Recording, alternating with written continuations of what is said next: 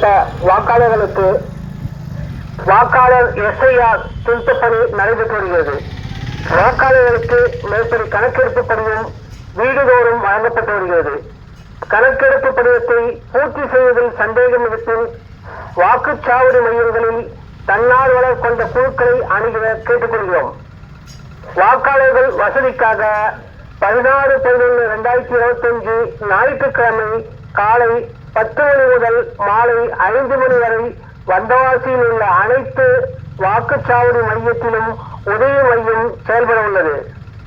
வாக்காளர்கள் தங்கள் கணக்கெடுப்பு படிவத்தை தன்னார்வலர்கள் உதவியுடன் சரியாக பூர்த்தி செய்து தங்களுடைய வாக்குச்சாவடி நிலை அலுவலர் BLO-விடம் ஒப்படைக்க கேட்டுக்கொள்கிறோம்.